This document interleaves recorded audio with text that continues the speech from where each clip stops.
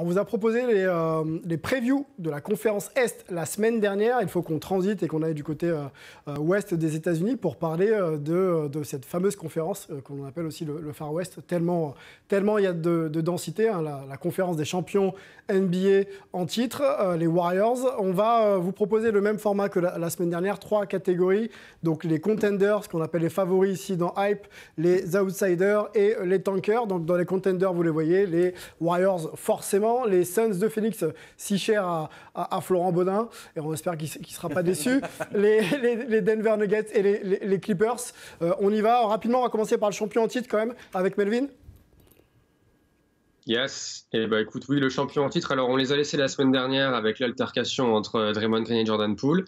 Entre-temps, ils ont re-signé Poole et Andrew Wiggins sur le long terme, mais cette semaine, on va essayer de rester un peu plus plus proche de leur effectif et du parquet. Alors, ils ont eu, comme tu l'as dit, ça reste un des grands prétendants à leur propre succession. Ils ont fait un recrutement cet été, j'ai envie de dire sous fond de contraintes financières, parce qu'ils ont une luxury tax, donc c'est la taxe que vous payez si vous êtes au-dessus du salary cap, qui est la plus grosse de l'histoire quasiment. Donc ils ont laissé filer trois pièces majeures de la rotation cet été, en laissant partir Gary Payton de Second à Portland, Otto Porter Jr. à Toronto et Nemanja Bjelica à Fenerbahce.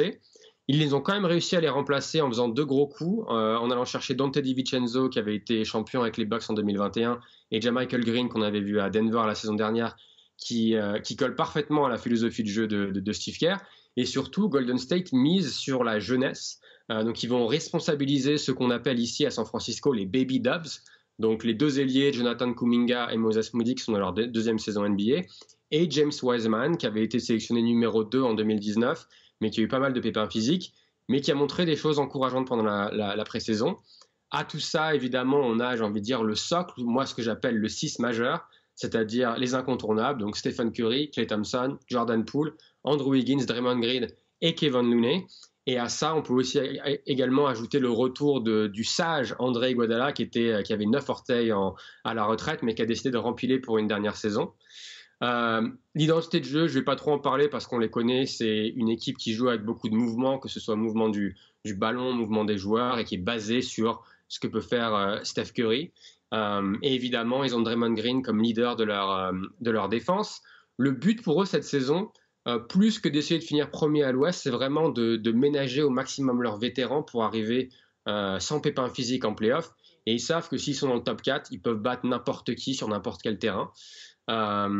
Après, il y a 2 gros points d'interrogation. Le premier, c'est la santé. Est-ce qu'ils peuvent éviter les blessures qu'ils avaient eues la saison dernière? Et la deuxième, évidemment, c'est l'affaire Draymond Green. Alors, on sait qu'il s'est excusé, que Jordan Poole a récemment parlé à la presse et qu'il a dit qu'ils allaient mettre tout ça derrière eux. Mais est-ce que le vestiaire peut vraiment tourner la page et se concentrer sur cet objectif d'aller chercher un doublé et une 5e bague de champion en 9 saisons? Et la deuxième question avec Draymond, c'est comment est-ce qu'il va réagir à la prolongation de contrat de Jordan Poole et d'Andrew Wiggins, qui en gros le pousse gentiment mais sûrement vers la sortie à l'été prochain. Beaucoup de questions quand même pour une équipe qui est championne en titre. On pensait vraiment qu'ils allaient pouvoir repartir sur leur élan, mais quelque chose s'est cassé avec cette affaire Draymond Green. On donne la main à Antoine, hein, qui a été très peu bavard, Antoine, mais c'est de ma faute, je suis pas revenu vers toi. Je veux que tu nous parles des Suns de Phoenix, d'un certain Chris Paul, et on va écouter bien sûr Florent nous en parler. Il y a une équipe qui est très très ambitieuse, qui continue, je pense, sur sa lancée. Est-ce qu'elle peut vraiment prétendre cette année à quelque chose? Et quand je parle de quelque chose, c'est à minima finale de conférence.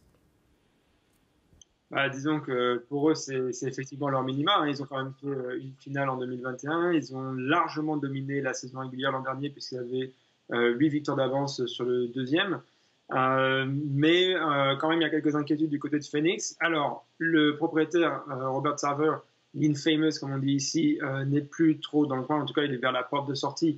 Donc, ça devrait un petit peu les aider sur un petit peu comment ils vont gérer l'effectif, où il y a un gros souci majeur, qui est que Jay Crowder ne veut pas revenir avec les Suns, mais en même temps, ils n'ont pas réussi à l'échanger. Pourquoi? Parce que une bonne manière de faire un gros échange, c'était de faire partir Crowder, mais aussi de se débarrasser de certains choix de draft, puisqu'il faut vraiment qu'il gagne maintenant, notamment avec un Chris Paul qui a 37 ans, comme on voit. Mais Comme il y avait la situation avec Kevin Durant où ils pensaient que peut-être ils pourraient le récupérer et que là il faudrait envoyer les tours de draft, etc.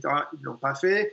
Bref, c'est devenu un été compliqué pour eux. C'est difficile de savoir un petit peu comment ils vont régler cette situation autour de Jay Crowder et surtout donc de trouver l'équivalent parce que même si là ils vont forcément trouver un remplaçant pour Crowder dans le starting five.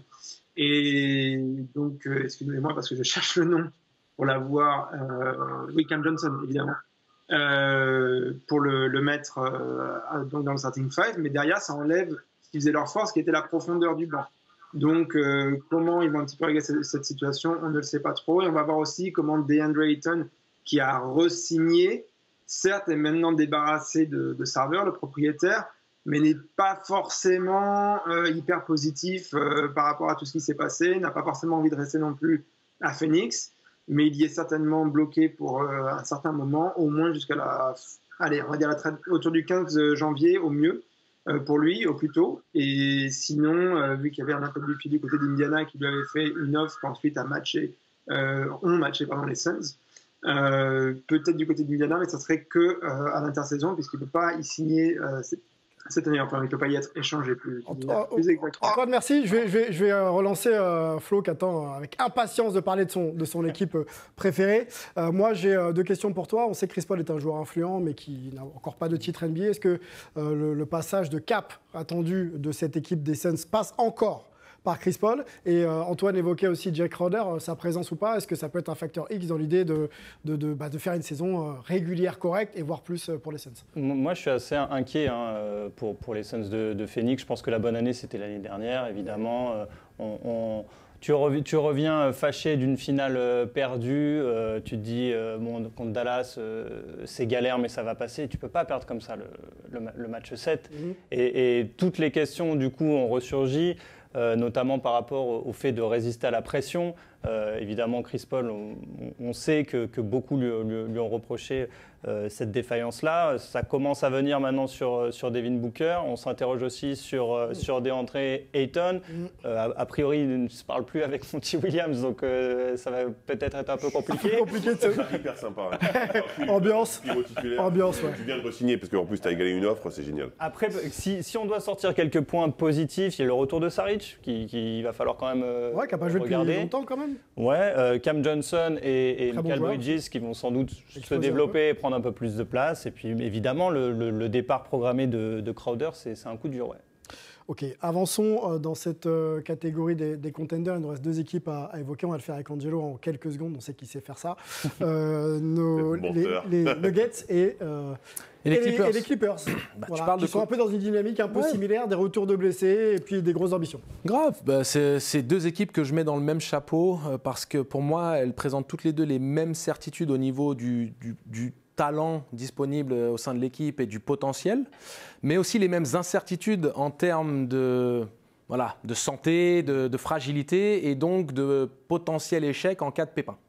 Et tu regardes d'un côté les Clippers où tu as le duo Paul George, Kawhi Leonard qui est tant offensivement que défensivement très très percutant, très puissant et c'est toujours très bon signe d'avoir tes leaders qui sont aussi investis des deux côtés du terrain. C'est généralement un élément très important. Leader revanchard, hein. Blessé la saison dernière, un peu frais, envie d'en découdre. Hein. Leader revanchard et surtout si tu veux aller loin en play-off, on sait que la défense est un élément important. Tu dois être performant en attaque, mais tu dois pouvoir faire des stops et tu as tes deux leaders offensifs qui sont tes deux meilleurs stoppers. La saison jamais ou pas pour eux?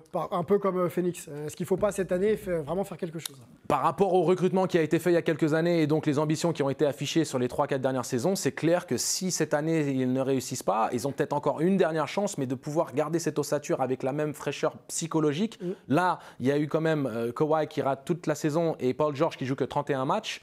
Bon, point positif, grosse profondeur de banc. C'est probablement l'équipe la mieux équipée de toute la NBA, notamment sur les ailes. Et Fred l'a mentionné plus tôt dans l'émission, Zubac grand, très bien, tu veux jouer small ball, mais c'est pas vraiment small ball, puisque Covington, Batum et consorts, c'est 2,3 m et au-dessus. Donc tu as quand même de la densité et de la longueur de segment. Mais c'est surtout cette fragilité physique qui va vraiment être la clé de leur saison. Et c'est comme ça que je bascule du côté de Denver, parce que tu parles de Jamal Murray, tu parles de Michael Porter Jr., qui sont tous les deux des revenants de saison blanche, qui sont tous les deux absolument essentiels pour répondre aux ambitions de cette équipe qui, sur papier, avec le Big Three, en coalition avec le double MVP sortant est très performant. Et surtout, il y a cette possibilité avec les recrues Kentavious Caldwell-Pope et Bruce Brown Jr. d'avoir le banc le plus étoffé qu'ils aient jamais eu, qui répondent parfaitement aux besoins de cette équipe dans l'aspect défensif et aussi la capacité d'écarter le terrain avec de l'adresse extérieure. Donc, c'est deux équipes qui, sur papier, sont top 3 pour moi dans la conférence, mais qui sont dépendantes de leur fraîcheur et de leur fraîcheur physique et de leur capacité à rester loin des blessures. Les outsiders à l'ouest, Dallas Mavericks, on a les Grizzlies de Memphis, Minnesota donc, de Rudy Gobert, New Orleans Pelicans d'un certain Zion Williamson et les Los Angeles Lakers de LeBron James, 20e saison pour Sa Majesté LeBron James. On va commencer par les Lakers avec Melo. Melo, en quelques secondes, qu'attendre de cette saison des Lakers? Est-ce qu'on peut encore espérer d'eux une équipe performante à l'image de ce qu'ils avaient pu être dans la bulle et être champion NBA en 2020? Alors, c'est une très bonne transition avec ce que disait Angelo sur les Nuggets et les Clippers, c'est-à-dire que les Lakers ont été fragiles, c'est-à-dire qu'ils sont évidemment menés par LeBron James et par Anthony Davis, mais les deux joueurs ont respectivement joué 101 et 76 matchs sur les 2 dernières saisons, donc c'est-à-dire moins de 50% des matchs des Lakers. Et ils ont besoin de ces deux joueurs. Si ces deux joueurs sont en forme, ils pourront sûrement accrocher les playoffs. Si ce n'est pas le cas, ça va être compliqué. On a aussi le gros point d'interrogation sur Russell Westbrook. On aurait pensé qu'il se fasse échanger pendant l'été. Il est toujours là. Ils sont allés chercher Pat Beverley et Dennis Schroeder cet été. Et derrière, il y a un recrutement qui est vraiment pas excitant. Ils sont allés chercher des joueurs de rotation ou des joueurs qui étaient en fin de rotation ailleurs. Alors, je vais vous citer quelques noms qui vont sûrement rien vous dire. Juan Toscano Anderson qui était aux Warriors, Lonnie Walker aux Spurs, Troy Brown Jr., Damian Jones, c'est assez léger, c'est un effectif qui manque de shooters, c'est un effectif qui manque de taille sur les ailes. Alors après, il y a un nouveau coach en la personne de Darvin Ham qui va amener plus de rigueur. Mais la question, encore une fois, dans une conférence qui est extrêmement dense, c'est est-ce qu'un Anthony Davis peut jouer 80-85% du match? À quel moment on va envoyer Westbrook ailleurs? Et puis le seul point positif, je dirais, c'est LeBron James qui va dépasser Kareem Abdul-Jabbar en devenant le meilleur scoreur de l'histoire. Mais niveau collectif, ça risque d'être compliqué malgré ces deux joueurs. Il reste à peu près 1800 points à LeBron James pour être effectivement le meilleur scoreur de l'histoire de la NBA. Donc ce sera forcément aussi un moment à suivre. Les Lakers seront donc opposés aux Warriors pour la première soirée NBA. Il faut qu'on parle rapidement avec Antoine des Wolves et des Pelicans. Donc l'équipe de Rudy Gobert, la nouvelle équipe de Rudy Gobert était en play-off l'an dernier, si je ne dis pas de bêtises. Et Zion Williamson, tant attendu, joueur très hype avec Duke en University, qu'on attend encore à l'étage supérieur. Parle-nous un petit peu de ces deux dynamiques, Antoine. Ouais, alors pour Minnesota, clairement, c'est le recrutement de Rudy Gobert. Il y a un très bon article sur ESPN de Brian Windhorst qui expliquait qu'au moment de valider ce trade ou pas, de le demander, ils ont vraiment étudié donc Tim Connelly, qui était l'architecte des Nuggets, qui a été recruté à Minnesota, le coach, l'assistant coach, etc. Ils ont vraiment tout regardé au niveau des analytics, etc. S'il pouvait y avoir, en fait, parce qu'ils étaient très excités, mais est-ce qu'il peut y avoir à un moment quelque chose qui ne marche pas? Et ils n'ont vraiment rien trouvé. Ils pensent que vraiment avec Rudy, ils vont franchir un très gros palier, notamment au niveau de la défense et du rebond, sans gêner Karl Anthony Towns, qui est un très fort shooter à 3 points, mais qui n'avait pas beaucoup de tickets shoot parce que il fallait quand même que quelqu'un ait joué poste bas. Là, ça va moins être le cas, il va pouvoir s'écarter un peu plus. Et en plus, on sait qu'il est un petit peu soft, comme on dit ici. Il n'aime pas forcément trop aller se frotter sous les paniers. Donc, on va voir un petit peu ce que ça va donner maintenant sur le terrain. Mais au niveau de tout ce qui est un petit peu théorique, ils avaient plus que validé ça. Ils sont très excités. Et en plus, il y a un nouveau propriétaire qui arrive, etc. Donc, ils veulent vraiment profiter de ce qu'ils ont, et notamment des stars qu'ils ont. Il y a Karl Anthony Towns qu'on voit beaucoup ici, mais il y a aussi Anthony Edwards. Donc, voilà, ils ont une fenêtre d'à peu près 2 ans là pour tout casser ou vraiment aller le plus loin possible et voir ce que ça va donner derrière. Question à Fred, justement, sur l'association Rudy Gobert, Karl Anthony Towns. On sait que ça se fait beaucoup moins d'avoir vraiment deux grands intérieurs ensemble dans une équipe. Tu penses que ça peut marcher? Alors ça peut marcher, mais ça peut être un flop complet aussi. Hein. Ouais. Honnêtement, moi j'ai un petit peu peur sur le papier parce qu'effectivement, Karl Anthony Towns, il peut s'écarter. Mais en fait, il pouvait s'écarter quand il jouait 5 et donc il était défendu par un 5. Ouais. Donc là, quand il va s'écarter, il va être défendu par un 4, donc plus proche. Il va falloir qu'il pénètre. Enfin, il y a du taf. Encore une fois, sur le papier, c'est 2 joueurs de grand talent.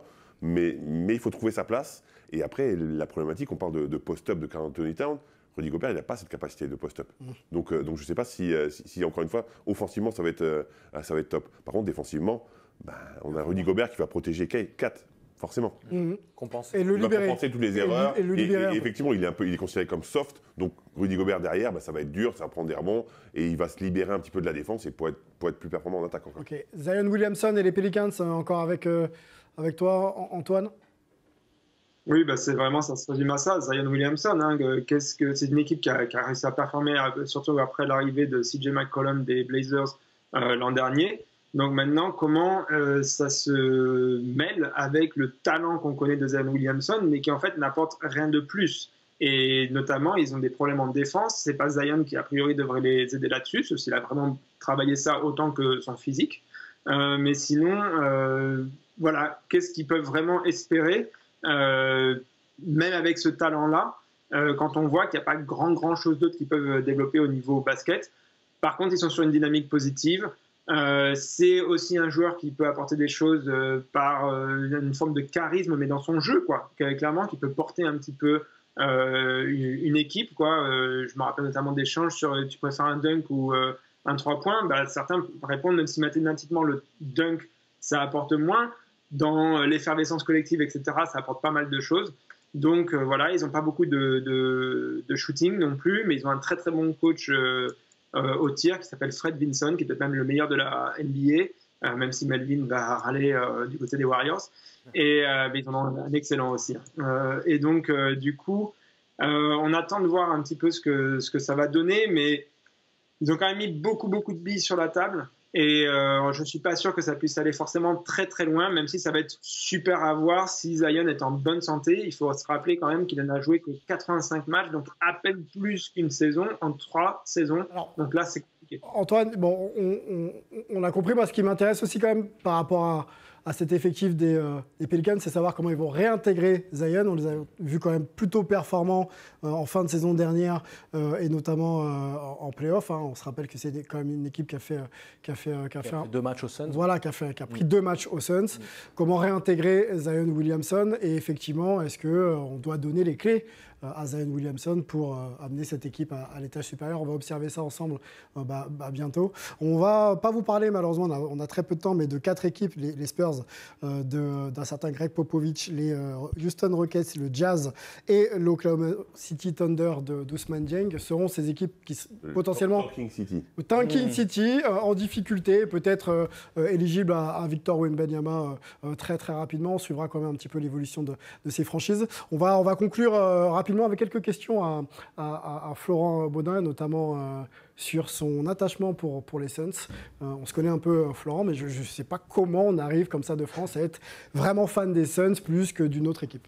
Ouais, c'est juste les événements de la vie. J'ai été étudiant à Arizona State, du coup, à Phoenix, à la grande époque des Suns en 2007. Donc voilà, et puis je débutais ma carrière de jeune journaliste aussi, donc j'avais la possibilité d'être accrédité au match, de pouvoir faire mes premières interviews en NBA, donc j'ai eu la chance de côtoyer les joueurs à l'entraînement, donc à l'époque Boris Dio, Steve Nash, cette génération-là, Mares Stoudemire, et forcément voilà, ça reste, et puis on continue à suivre l'équipe et on s'attache, quoi, tout simplement. Tu as dit, tu étais journaliste et ce sera ma dernière question. On sait que le film documentaire est quelque chose de très très hype en ce moment et beaucoup s'intéressent à ce format. Netflix et d'autres plateformes font bien le boulot pour pouvoir nous proposer des films documentaires. Comment on devient réalisateur et de surcroît de films documentaires ? Moi, je me considère toujours comme un journaliste. Ouais. J'ai juste rajouté, on va dire, quelque chose à mon CV, entre guillemets. Moi, je travaille comme je travaillais avant, avec peut-être un peu plus d'attachement maintenant au storytelling, à la forme aussi, à la manière de raconter des histoires de manière un petit peu plus cinématographique.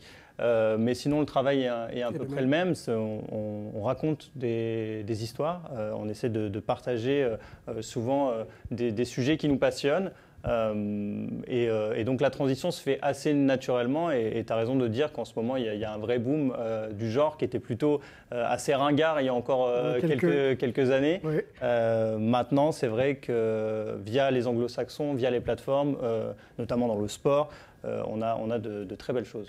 The Final Shot, Florent Baudin, le cas Benzema, Florent Baudin, et donc la série Champions saison 2, également Florent Baudin. Florent Baudin aussi. Également, on oublie effectivement Maître Gims.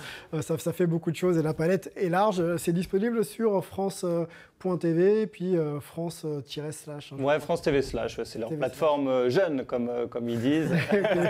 Bon, allez-y, c'est très complet, il y a plusieurs épisodes. On découvre en plus des personnalités, Sacha Zoya notamment, qui a une bonne place dans le documentaire.